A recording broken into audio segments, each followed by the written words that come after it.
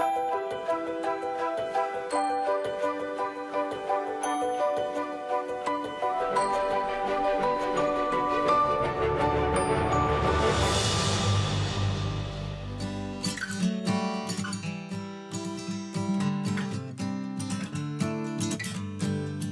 Haut Jura Regional Park sits across 3 departments: Ain, Doubs and Jura. Our trip begins in the town of Lamoura, close to the Swiss border. In this corner of France, locals are practically born wearing skis.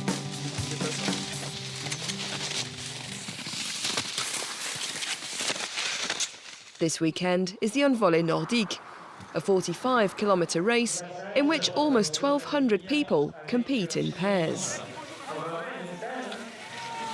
It's hard to find a Sunday where there isn't some kind of competition, even for the youngsters. All the children here have skiing lessons at school, and you often see adults out on the slopes after work, no matter what their level. It's really a sport for everyone, and therefore it's popular. And it's good that it stays like that.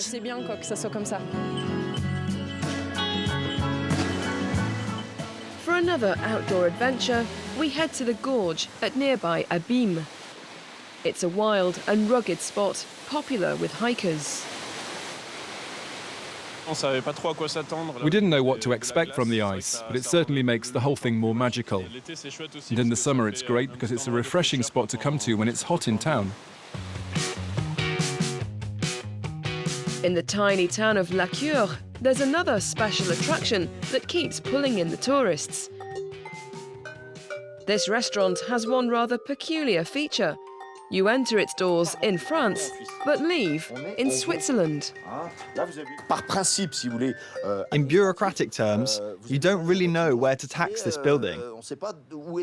It's unlikely, but it could have heaps of illegal traffic coming through it. During the Second World War, Alexandre's grandfather, Marx Arbet, saved 200 Jews by helping them cross the border.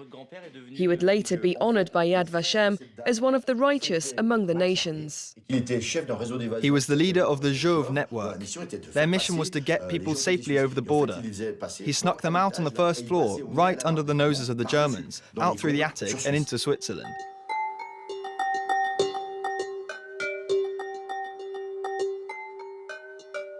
The forests in the Jura stretch for over 250,000 hectares.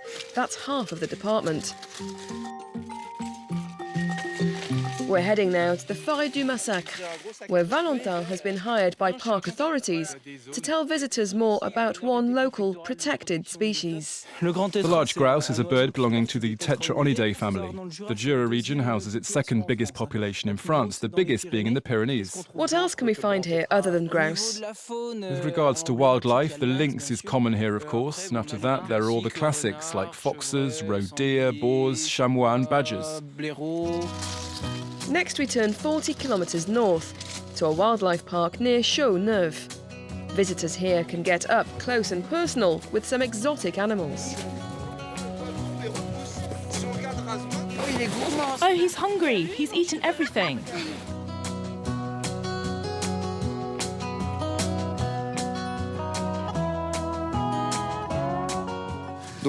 So we have deer, reindeer, yaks, bison. Are they all adapted to this region? Yes, these are all animals that are used to living in the cold. It's the summer months that are the most difficult. Like for the yaks, some lose a good layer of their hair, they drink more, and they go and rest in the shade. Chaux-Neuve's Olympic ski jump scene also draws in the crowds. Every year, the town hosts part of the Nordic Ski Cross World Championships, a sport which combines cross-country skiing and jumping. Fabrice Guy, the gold medal winner from the Albertville Games in 1992, has come to show us around. It's not easy to keep up. The Jura Mountains are where our ancestors enjoyed ski jumping, so all the records, the 100 metres, the long jumps were all set by Jura locals.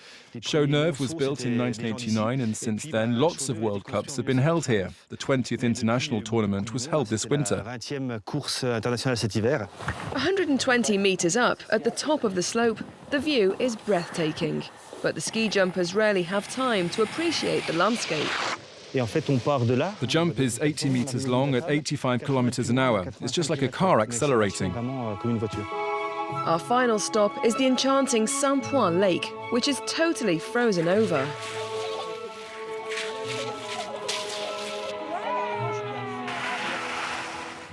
We're real kids.